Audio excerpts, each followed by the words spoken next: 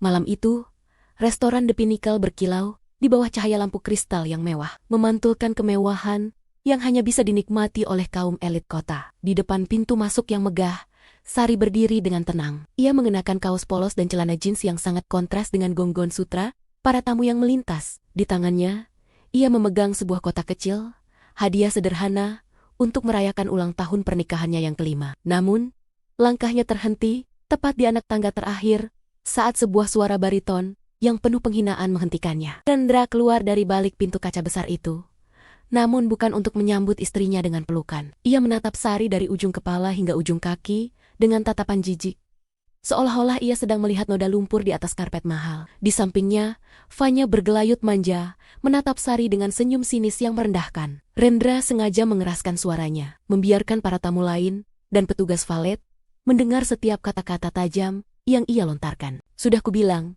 jangan pernah menampakkan wajahmu di tempat seperti ini, Sari, bentak Rendra tanpa memedulikan perasaan istrinya. Ia melangkah maju, memperpendek jarak hanya untuk membisikkan kata-kata yang lebih menyakitkan.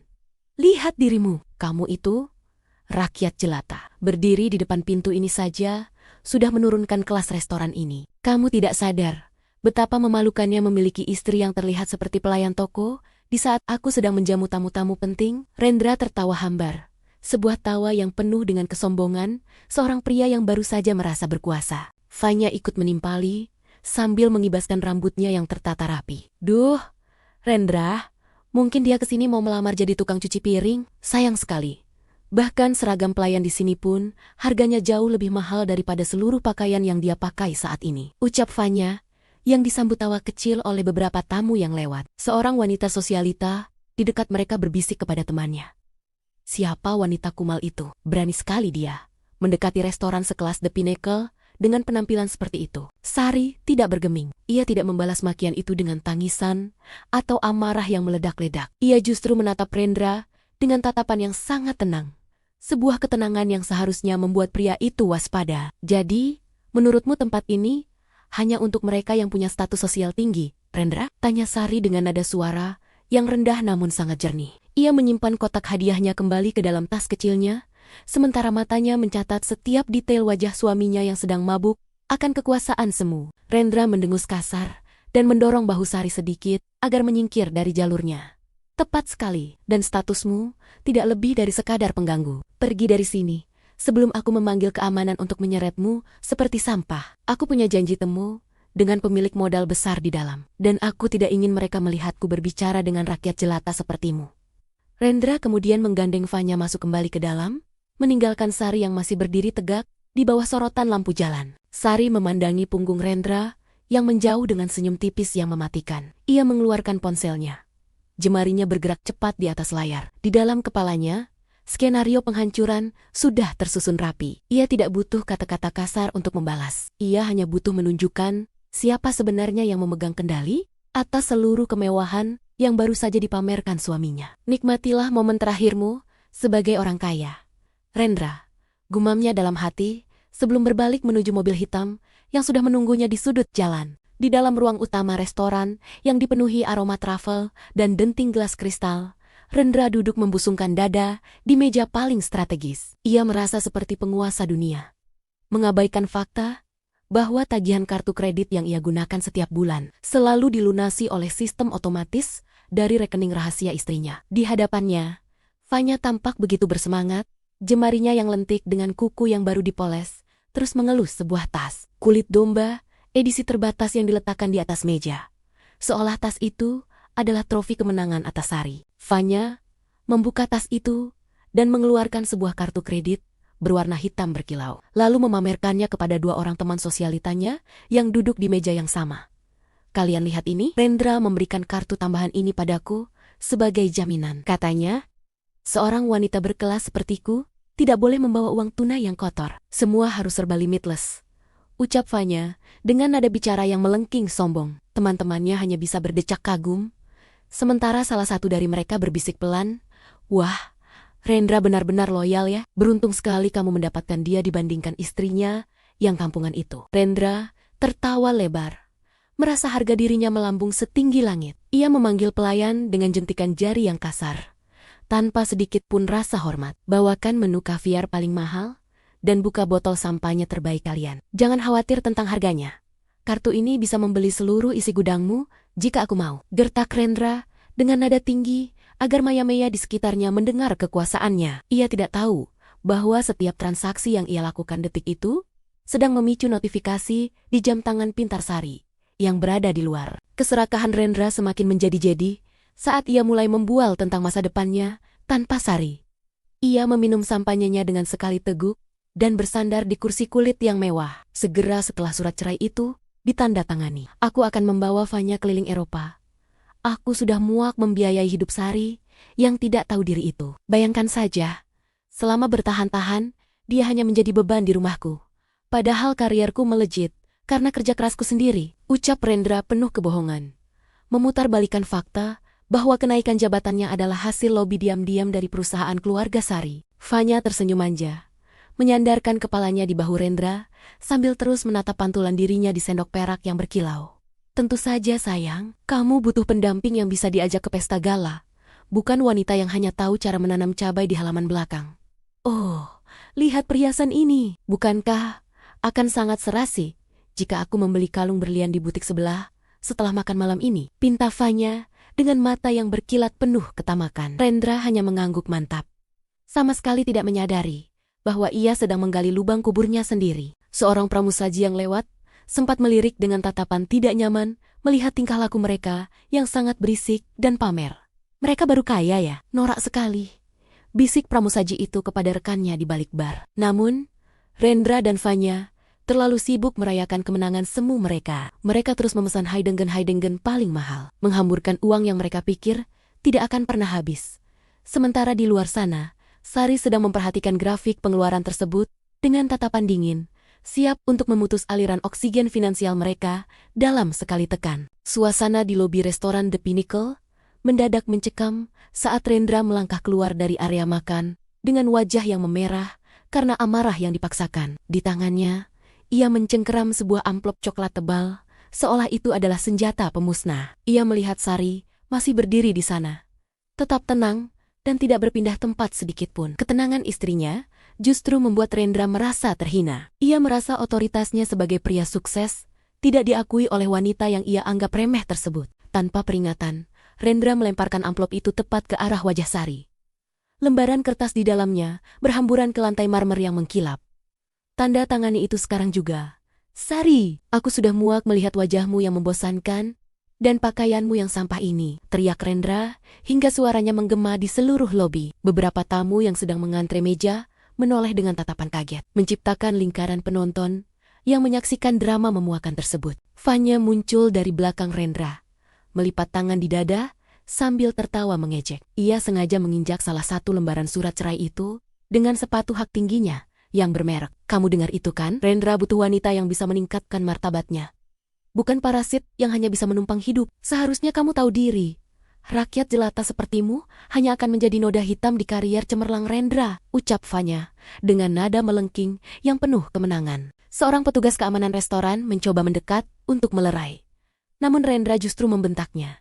Jangan ikut campur, ini urusanku dengan gelandangan ini. Dia pikir dia bisa menahan pria berkelas sepertiku hanya dengan status pernikahan? Rendra kemudian menatap Sari dengan mata yang menyipit penuh kebencian. Asal kamu tahu, mulai malam ini, aku mencabut semua aksesmu.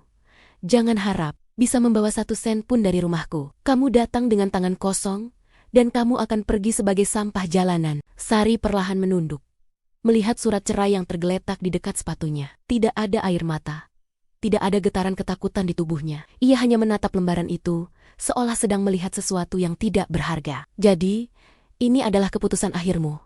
Rendra, kamu yakin ingin memutus semua hubungan denganku malam ini juga? Tanya Sari dengan suara yang sangat rendah, namun memiliki tekanan yang membuat bulu kuduk orang di sekitarnya meremang. Rendra tertawa sombong, merangkul pinggang Fanya dengan kasar di depan mata Sari. Sangat yakin, aku sudah punya segalanya. Aku punya jabatan, aku punya uang, dan aku punya Fanya yang jauh lebih berharga daripada kamu. Kamu itu tidak punya apa-apa tanpa aku, Sari. Sekarang, Ambil kertas-kertas itu dan enyahlah dari pandanganku sebelum aku memanggil polisi untuk mengusirmu, ucap Rendra sambil meludah ke arah samping. Sebuah tindakan yang benar-benar memutus batas kesabaran terakhir istrinya. Saksi di sekitar sana mulai berbisik-bisik pedas. Kasihan sekali wanita itu. Suaminya benar-benar jahat, ujar seorang tamu wanita. Namun suaminya menimpali. Tapi lihat suaminya. Dia terlihat sangat kaya, mungkin istrinya memang hanya mengincar hartanya. Mendengar itu, Rendra semakin merasa di atas angin. Ia tidak sadar bahwa dengan melempar surat itu, ia baru saja menyerahkan surat pengunduran dirinya dari kehidupan mewah. Sari mengambil ponselnya, menatap Rendra untuk terakhir kalinya dengan tatapan dingin yang mematikan. Lalu berbalik pergi, tanpa mengucapkan satu kata pun. Sari berjalan menjauh dari kebisingan lobi restoran dengan langkah yang sangat teratur. Di belakangnya, gema tawa Rendra dan Fanya masih terdengar. Seolah-olah mereka baru saja memenangkan lotre terbesar dalam hidup mereka. Sari berhenti di area parkir VIP yang gelap, tepat di bawah sorot lampu jalan yang temaram. Ia tidak menyeka wajahnya. Ia tidak terisak. Ia justru mengeluarkan sebuah ponsel khusus terenkripsi dari saku celana jeansnya, ponsel yang hanya ia gunakan untuk urusan holding company yang dikelolanya secara rahasia. Sari menekan satu tombol panggilan cepat. Hanya dalam satu nada sambung, suara pria di seberang sana menjawab dengan nada yang sangat hormat. Ya, Nyonya Besar. Ada instruksi? Sari menatap gedung The Pinnacle dengan tatapan yang bisa menghancurkan saham dalam sekejap. Beli restoran The Pinnacle beserta seluruh aset gedungnya sekarang juga. Jangan menawar. Berikan harga 2 kali lipat jika perlu, asalkan kepemilikannya berpindah ke tanganku dalam 5 menit ke depan, perintah Sari dengan suara dingin yang tak terbantahkan. Di dalam gedung, Rendra masih sibuk memesan botol sampahnya kedua. Sama sekali tidak menyadari bahwa di balik layar, sistem perbankan sedang bergejolak. Aku ingin semua orang tahu bahwa malam ini adalah malam kebebasanku dari wanita kampung itu, teriak Rendra kepada para tamu di sekitarnya. Fanya tertawa manja sambil memeriksa saldo di kartu kredit tambahan yang ia pegang. Betul sayang. Mari kita habiskan semua uangnya malam ini juga, ucap Fanya dengan nada rakus yang memenuhi udara. Saksi di meja sebelah, seorang pria berjas rapi, tampak mengernyitkan dahi sambil menatap layar ponselnya. Aneh sekali. Barusan ada berita kilat di portal bisnis. Katanya, gedung The Pinnacle baru saja diakuisisi oleh individu misterius dengan nilai transaksi tunai yang gila. Siapa yang bisa melakukan itu dalam hitungan menit? Bisiknya kepada rekannya. Kabar itu mulai menyebar seperti api di antara para tamu elit, menciptakan deses-deses yang menegangkan di tengah suasana makan malam. Sari masih berada di telepon, mendengarkan konfirmasi dari asistennya. Sudah selesai Nyonya, akta digital sudah dikirim ke manajer restoran. Anda sekarang adalah pemilik tunggal. Apakah ada instruksi tambahan? Sari tersenyum tipis. Sebuah senyuman yang lebih tajam dari pisau steak manapun di restoran itu. Hubungi keamanan pusat. Aku ingin mereka mengunci semua akses keluar bagi tamu VIP tertentu sampai aku memberikan izin. Dan satu lagi, blokir semua kartu kredit atas nama Rendra yang terhubung dengan rekening cadangan perusahaanku. Jawab Sari dengan nada mematikan. Ia memasukkan ponselnya kembali dan merapikan kaos polosnya yang tadi dianggap sampah oleh Rendra. Sari menarik napas dalam, memantapkan langkahnya kembali menuju pintu utama. Kali ini, ia tidak masuk sebagai istri yang terbuang, melainkan sebagai penguasa yang memegang nyawa finansial semua orang di dalam gedung itu. Setiap langkahnya di atas aspal parkiran terdengar seperti detak jam dinding yang menghitung mundur kehancuran Rendra. Para staf restoran mulai terlihat panik dan berkumpul di dekat meja manajer. Mereka semua menatap layar tablet yang sama dengan wajah yang penuh rasa tidak percaya. Mereka baru saja menerima foto pemilik baru mereka, sosok yang beberapa menit lalu diusir paksa oleh salah satu tamu VIP mereka. Sari mendorong pintu kaca besar itu sekali lagi. Dan kali ini, sensor keamanan tidak mengeluarkan bunyi peringatan, melainkan lampu lobi yang berubah warna menjadi emas, menyambut kedatangan sang pemilik asli yang sebenarnya. Suasana di dalam restoran The Pinnacle masih dipenuhi kesombongan Rendra yang merasa di atas angin. Ia baru saja memesan menu paling mahal, berniat merayakan kemenangannya atas Sari. Namun, tiba-tiba kegaduhan pecah dari arah pintu masuk. Bukan karena keributan, melainkan karena kehadiran 4 pria tegap berseragam hitam dengan logo Golden Eagle Holding yang masuk dengan formasi barikade. Di tengah-tengah mereka, Sari melangkah masuk kembali. Kali ini, auranya telah berubah total. Tidak ada lagi kesan wanita lemah. Yang ada hanyalah otoritas yang memancar kuat dari tatapannya. Rendra yang melihat kedatangan Sari, langsung berdiri dan menggebrak meja. "Sari, beraninya kamu balik lagi ke sini. Sudah kubilang kamu itu rakyat jelata. Manajer, mana manajer? Usir gembel ini sekarang juga. Dia merusak pemandangan VIP-ku," teriak Rendra dengan suara kasar yang memekakan telinga. Fanya ikut berdiri, memandang Sari dengan tatapan meremehkan. "Ya ampun, kamu benar-benar tidak punya urat malu ya? Mau minta sedekah karena sebentar lagi jadi janda miskin?" cibir Fanya sambil tertawa melengking, memamerkan tas mewahnya ke arah Sari. Namun, hal yang tidak terduga terjadi. Manajer restoran yang tadinya sangat kaku berlari tergesa-gesa melintasi ruangan. Ia tidak menuju ke arah petugas keamanan untuk mengusir Sari, melainkan langsung berdiri di depan Sari dan membungkukkan tubuhnya hingga hampir 90 derajat. "Mohon maaf yang sebesar-besarnya atas kelalaian kami, Ibu Sari. Kami baru saja menerima konfirmasi akuisisi aset. Seluruh gedung ini, termasuk restoran The Pinnacle, sekarang telah resmi menjadi milik Anda secara pribadi," ucap manajer itu dengan suara bergetar karena takut. Seluruh tamu di restoran mendadak berhenti makan. Suasana menjadi sunyi senyap, seolah waktu berhenti berputar. Seorang sosialita di meja seberang berbisik dengan nada terkejut, "Tunggu, bukankah dia wanita yang tadi dibilang gembel? Ternyata dia pemilik asli Golden Eagle. Itu kan perusahaan properti yang menguasai setengah kota ini." Para saksi lain mulai mengeluarkan ponsel mereka, menyadari bahwa mereka baru saja menyaksikan salah satu power move terbesar dalam sejarah bisnis kota tersebut. Rendra tertegun, wajahnya yang tadi merah padam karena amarah, kini berubah pucat pasi seperti mayat. "Apa? Ini pasti salah paham. Manajer, periksa lagi. Wanita ini hanya istriku yang tidak punya apa-apa," teriak Rendra dengan nada yang mulai kehilangan kepercayaan diri. Namun, Sari hanya menatapnya dengan senyum tipis yang mematikan. "Rendra, kamu selalu bilang aku rakyat jelata karena aku tidak suka pamer. Tapi sekarang, kamu berdiri di atas lantaimu sendiri yang baru saja aku beli dengan uang recehku," ucap Sari dengan suara tenang namun berwibawa. Sari kemudian melirik ke arah tablet yang dipegang oleh manajer. Ia memberikan isyarat kecil dengan jarinya. "Manajer, tunjukkan pada pria ini siapa yang sebenarnya membiayai hidupnya selama 5 tahun terakhir. Dan pastikan semua orang di ruangan ini tahu siapa yang memegang kendali atas setiap napas finansial di gedung ini," perintah Sari. Detik itu juga, layar besar di lobi restoran menampilkan profil pemilik baru, Sari Adiwangsa, CEO, dan pemilik tunggal The Pinnacle. Fanya yang tadi tertawa, kini tampak gemetar.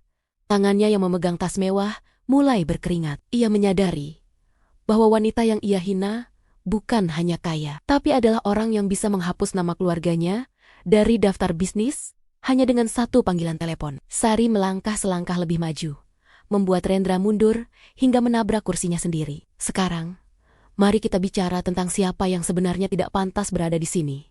"Rendra," bisik Sari dengan nada dingin yang menusuk hingga ke tulang. Keheningan di restoran The Pinnacle pecah oleh suara notifikasi ponsel yang beruntun, mirip suara alarm kematian bagi karier Rendra. Sari berdiri tegak di tengah ruangan, memandang suaminya yang kini tampak kecil dan tak berarti. Dengan satu jentikan jari ke arah asistennya, Sari memulai eksekusi penghancuran sistematis. Detik itu juga, seluruh fasilitas mewah yang melekat pada tubuh Rendra mulai ditarik kembali oleh sang pemilik aslinya. "Manajer, periksa daftar pesanan di meja nomor 12, perintah Sari dengan suara dingin yang menggema. Ia melirik Rendra yang masih mematung dengan wajah pucat pasi. "Batalkan semua pesanan sampahnya dan kaviar mereka. Aku tidak mengizinkan aset perusahaanku digunakan untuk memberi makan pengkhianat dan pencuri," lanjut Sari. Rendra mencoba memprotes, namun suaranya tercekat di tenggorokan saat ia melihat pelayan restoran dengan sigap mengambil kembali botol-botol mahal dari mejanya sebelum sempat dituangkan. Fanya, yang menyadari situasinya berbalik arah, mencoba menyembunyikan tas kulit buayanya di balik punggung. Namun, mata tajam Sari tidak melewatkan hal itu. "Dan tas itu," tunjuk Sari dengan dagunya, "itu dibeli menggunakan kartu kredit korporat yang batas kreditnya baru saja aku nolkan. Tas itu adalah properti perusahaan yang disalahgunakan. Petugas, amankan barang itu sekarang." Fanya menjerit saat salah satu bodyguard melangkah maju dan menarik paksa tas mewah itu dari tangannya. "Ini perampokan!" "Rendra, lakukan sesuatu," teriak Fanya histeris, namun Rendra hanya bisa menatap lantai dengan gemetar. Saksi di meja-meja sekitar mulai tertawa mengejek, menciptakan simfoni penghinaan yang memenuhi ruangan. Lihat itu, tadi sombongnya minta ampun, sekarang tasnya saja disita di depan umum. Celetuk seorang tamu pria sambil menyesap minumannya. Seorang sosialita lain menimpali dengan sinis. Ternyata bener-bener parasite. Gaya, selangit. Tapi semua modalnya punya istri yang dia maki-maki.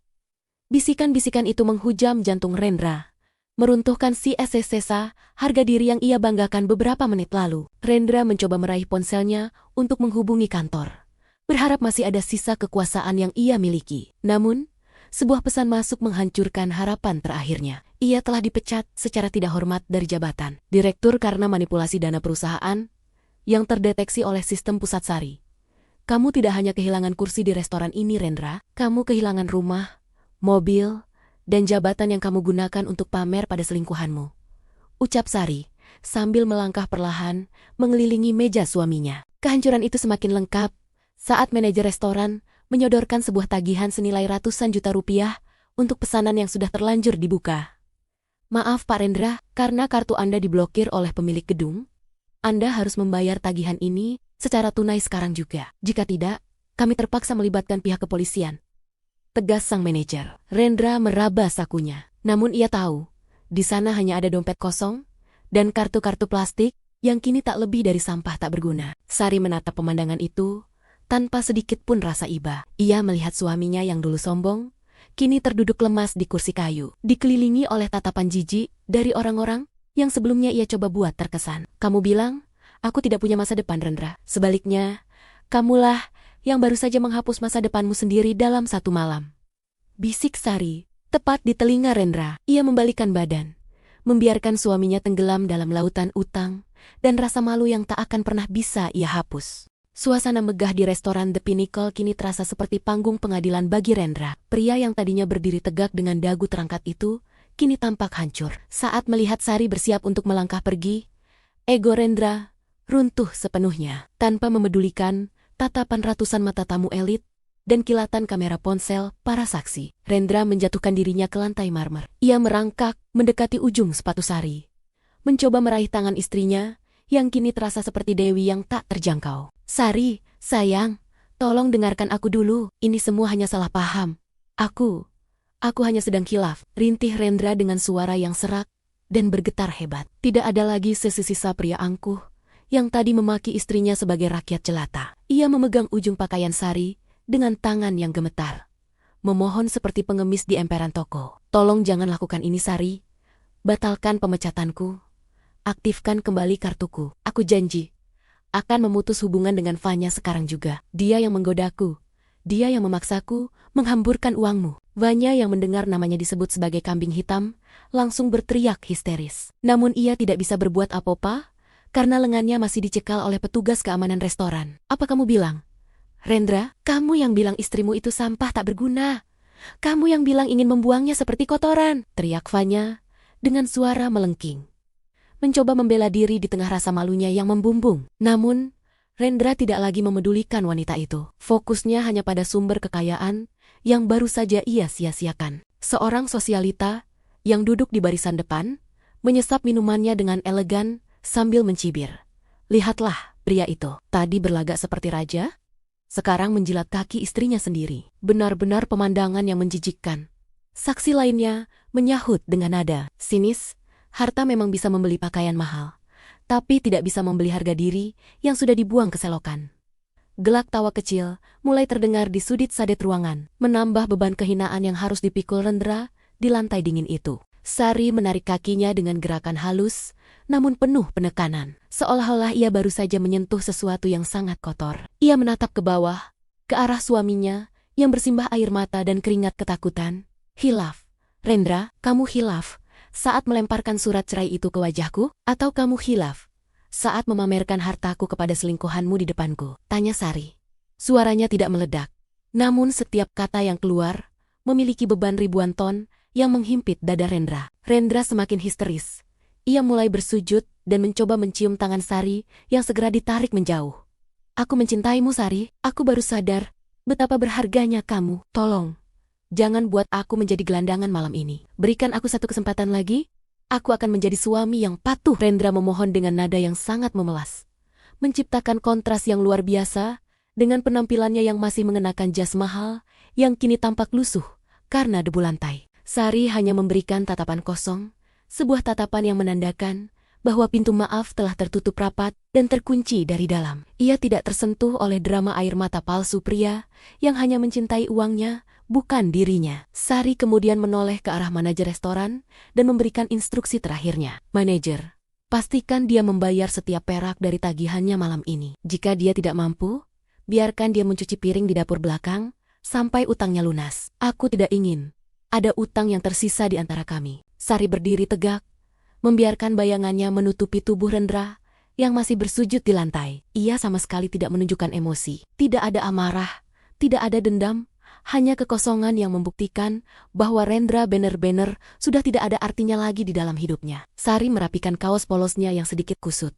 lalu menoleh ke arah manajer restoran yang berdiri dengan sikap hormat yang luar biasa. Baginya, pembalasan terbaik bukanlah dengan teriakan, melainkan dengan membiarkan musuhnya membusuk dalam kemiskinan yang mereka ciptakan sendiri. Manajer, panggil Sari dengan suara yang sangat tenang namun berwibawa. Pastikan semua barang yang dibeli dengan dana perusahaanku ditarik tanpa kecuali. Dan untuk pria ini, ia melirik Rendra dengan sudut mata yang penuh penghinaan. Jangan biarkan dia keluar dari gedung ini sebelum dia melunasi seluruh harga dirinya yang sudah dia gadaikan malam ini. Jika dia tidak punya uang tunai, biarkan dia bekerja kasar. Aku ingin tempat ini bersih kembali. Rendra masih mencoba memanggil nama istrinya dengan suara parau.